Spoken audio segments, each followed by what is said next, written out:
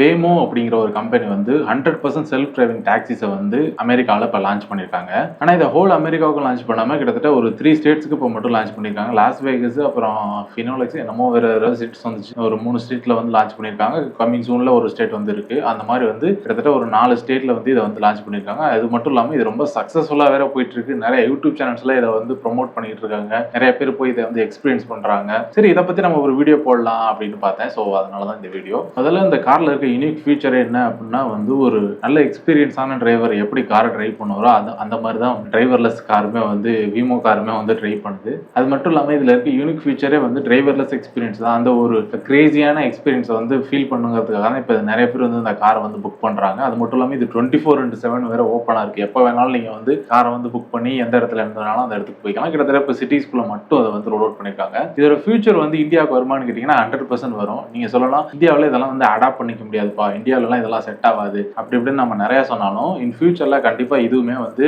ஒரு கேஸில் வந்து இந்தியாவுக்கு வரதான் செய்யும். நான் 100% வந்து இது வந்து டாக்ஸி டிரைவர்ஸை ஓவர்டேக் பண்ணிடும்னு சொல்ல வரல. பட் மெஜாரிட்டி ஆஃப் சிட்டிஸில், சிட்டி அவுட்டர்ஸில் டிராஃபிக் கம்மியாக இருக்க இடங்களில் இதை வச்சு வேணா டிரைவ் பண்ண வேணா சான்சஸ் இருக்குது. அது மட்டும் இல்லாமல் டயர் 2, டயர் 3 சிட்டிஸில் கொண்டு வரலாம். டிராஃபிக் கம்மியாக இருக்க இடங்களில், ஹைவேஸில் கொண்டு வரலாம். இந்த மாதிரி இடங்களில் இந்தியாவிலுமே இதை வந்து ரோல் அவுட் பண்ணுறதுக்கான சான்சஸ் அதிகமாக இருக்குது. அது மட்டும் இல்லாமல் இது ஒவ்வொரு நாளுமே எவால்வ் ஆகிட்டே இருக்கு. அந்த காரை நீங்கள் பார்த்தீங்க அப்படின்னாலுமே கிட்டத்தட்ட ஒரு 20-30 கேமரா இருக்கும் அப்படின்னு நினைக்கிறேன். மேலே ஏதோ சுற்றிக்கிட்டே இருக்கு, சைடில் இருக்கு, முன்னாடி இருக்கு, பின்னாடி இருக்கு. இப்படி வந்து எல்லா பக்கமும் கேமராஸும் சென்சார்ஸும் வச்சு அந்த ஒரு காரை வந்து டிரைவ் பண்றாங்க. அது மட்டும் எப்படி இருந்தாலும் வந்து இன் ஃபியூச்சர்ல இது மாதிரி தான் வரப்போகுது. இது இதோட நிக்குமா அப்படின்னு கேட்டீங்கன்னா கண்டிப்பா இருக்காது. இப்போ வந்து கார் வர ஆரம்பிக்கும். இன் ஃபியூச்சர்ல இது அப்படியே வந்து ட்ரக்ஸுக்கு மாற ஆரம்பிக்கலாம். இன்கேஸ் இது வந்து அப்படியே ஃபியூச்சருக்கு பஸ்ஸஸ்க்கு மாற ஆரம்பிக்கலாம். அதுக்கப்புறம் வந்து வேனு, எல்லாத்துக்குமே மோட்டார் சைக்கிளுக்கு கொஞ்சம் ரொம்ப லேட்டா வரும்னு நினைக்கிறேன். இப்போ வந்து ஒரு சாஃப்ட்வேர் வந்து ரெடி ஆயிடுச்சு. அந்த சாஃப்ட்வேரை நம்ம போன்ல போட்டு பார்த்தா என்ன, இல்ல லேப்டாப்ல போட்டு பார்த்தா என்ன, இல்ல டேப்லெட்ல போட்டு பார்த்தா எல்லாத்துல போட்டு பார்த்தாலும் அது நார்மலா தான் ஒர்க் ஆக போகுது. அதுக்கேற்ற மாதிரி ஒரு சின்ன சின்ன மாடிஃபிகேஷன்ஸ் மட்டும் பண்ணிட்டா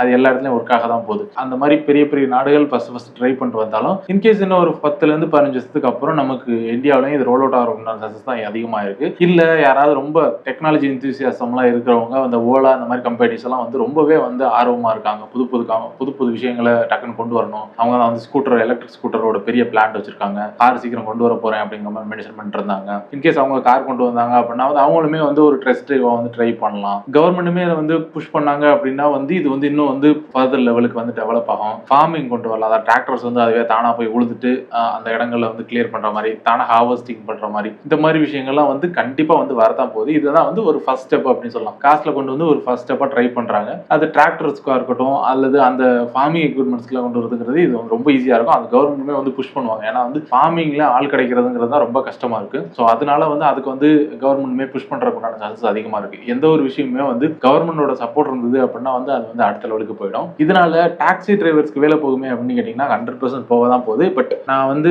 எல்லாருக்குமே வேலை போயிடும். ரொம்ப எக்ஸ்பீரியன்ஸான பீப்புள், ரொம்ப இன்சைட், அதாவது சிட்டிஸ்குள்ள மட்டும் டாக்ஸி டிரைவர்ஸா இருப்பாங்க. ஒரு சில பேர் வந்து ரொம்ப ஹை எண்ட் ஜாப்ஸ்ல இருக்க மாட்டாங்க. அவங்க வந்து டெய்லி ஏர்ன் பண்ணி தான் வந்து அவங்க வந்து சாப்பிடுவாங்க, எல்லாம் பண்ணுவாங்க. அந்த மாதிரி இருக்க பீப்புளுக்கு வந்து இது ரொம்பவே அஃபெக்ட் பண்ணும் அப்படின்னு சொல்லலாம். அதுக்கப்புறம் கொஞ்சம் கொஞ்சமா வந்து அந்த டாக்ஸி டிரைவர்ஸ்க்கு உண்டான பிரச்சனையுமே வந்து அதிகமாயிட்டே தான் போகும். ஏன்னா இப்பவே வந்துட்டு இந்த ரெண்டல் டாக்ஸிஸ் எல்லாம் இந்தியாவில் வந்து அந்த அளவுக்கு ப்ராஃபிட்டபிளா இல்லை அப்படின்னு சொல்லலாம். முன்னாடி இருந்த அளவுக்கு இப்போ ப்ராஃபிட்டபிளா இல்லை. அப்புறம் இது ஆட்டோ டிரைவ் எல்லாம் வந்துருச்சுன்னா இன்னும் வந்து ரொம்ப பேடா தான் போகும். யூஎஸ் கொண்டு வராங்க அப்படின்னா வந்து எல்லா கண்ட்ரீஸ்லயுமே இது வந்து ரோல் அவுட் ஆகிற அதிகமா இருக்கு. இது கொண்டு வந்தாலும் வரலனாலும் ஆட்கள் பற்றாக்குறை, அந்த பற்றாக்குறை, இந்த பற்றாக்குறைன்னு சொல்லிட்டு வந்து அவங்க வந்து ஒரு மனுஷனால எப்படி 24/7 வந்து அதை வந்து ரன் பண்ண முடியாது. ஒரு காரை வந்து 24/7 வந்து ஓட்ட முடியாது. பட் இதை வந்து 24/7 ஓட்டும் போது ஒரு பிக் கம்பெனிஸ்க்கு, ஒரு பிக் கார்பரேட்டுக்கு, இப்போ வந்து மெஜாரிட்டி ஆஃப் டாக்ஸிஸ் எல்லாம் வந்து பிக் கார்பரேட் தான் ஓன் பண்றாங்க. பிக் கார்பரேட் ஓன் பண்றாங்க, இல்லாட்டி அவங்க ஓனர்ஸ் கிட்ட பேசி ரெண்டல் வாங்குறாங்க. அவங்களுக்குலாம் இது வந்து ரொம்ப பெரிய நல்லதா இருக்கும். ஏன்னா வந்து ஒரு மனுஷனால எப்படி பார்த்தாலும் ஒரு 8 ஹவர்ஸ்க்கு மேல ஒர்க் பண்ணா அப்படின்னா வந்து அவனோட ப்ரெஷருங்கிறது அதிகமா இருக்கும். பட் இது வந்து சாதாரண மிஷின், ஒரு சாஃப்ட்வேர், அவ்வளவுதான். அது வந்து 24/7 ஆகும். வேமோ அப்படிங்கிறதுமே வந்து இது 24/7 ரன் ஆகிட்டே தான் இருக்கும். இதெல்லாம் வந்து இதுல இருக்க பிரச்சனைகள். இதுல காண்டாகிற மாதிரி விஷயங்கள் நிறைய இருந்தாலும் இதோட எக்ஸ்பீரியன்ஸ் நல்லா இருக்கு, எக்ஸ்பீரியன்ஸ் வந்து ரொம்ப ஸ்மூத்தா இருக்கு அப்படிங்கிற மாதிரி நிறைய வந்து மென்ஷன் பண்றாங்க. உங்களுக்கு வர கொஸ்டின் மாதிரி எனக்கும் வந்துச்சு, இது போய் என்ன முட்டிட்டு என்ன பண்றது, ஒரு சில நேரங்கள்ல திடீர்னு ஆக்சிடென்ட் ஆயிடுச்சுன்னா என்ன பண்றது அப்படின்னு சொல்லி. அதுலேயே இதுல வந்து எல்லா கஸ்டமர் கேர் இதெல்லாம் வச்சிருக்காங்க. இந்த மாதிரி அசம்பாவிதம் நடக்கும்போது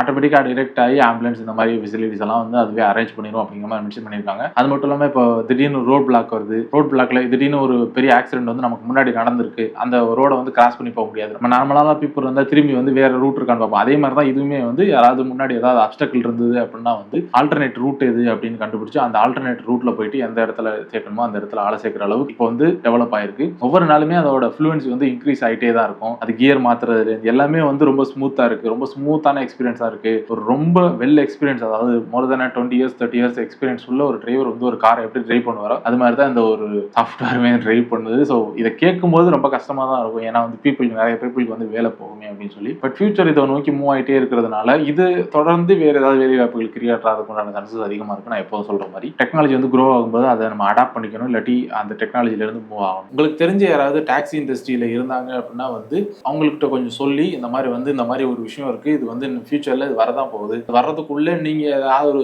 ஜாப்புக்கு ஸ்விட்ச் ஆகுங்க, இல்லாட்டி இதை அடாப்ட் பண்ணிட்டு என்ன பண்ணலாம், நம்மளா ஓனா வந்து இந்த மாதிரி டாக்ஸிஸை ரெண்ட் பண்ணலாமா, இல்ல இதுக்கு ஆல்டர்னேட்டா என்ன பண்ணலாம், இல்ல வேற ஏதாவது செக்டருக்கு மூவ் ஆகலாமா, இந்த மாதிரி வந்து இப்பவே திங்க் பண்றதுங்கிறது நார்மலா இருக்கும். ஏன்னா வந்து அப்போ வந்ததுக்கு அப்புறம் நம்ம திங்க் பண்ணி மூவ் ஆகிறத விட இப்பவே கொஞ்சம் கொஞ்சமா வந்து அடுத்த கரியர், அதாவது அடுத்து என்ன பண்ணலாம் அப்படிங்கிற கரியருக்கு மூவ் பண்ணும்போது நமக்கு வந்து அந்த ஒரு பாதிப்புங்கிறது இருக்காது. இந்த டாக்ஸி இந்தியா வருமா வராதா, வந்தா எத்தனை வருஷத்துல வரும் அப்படிங்கிறதையும் கண்டிப்பா மனசுல சொல்லுங்க. அடுத்த வீடியோல வைப்போம். பாய்.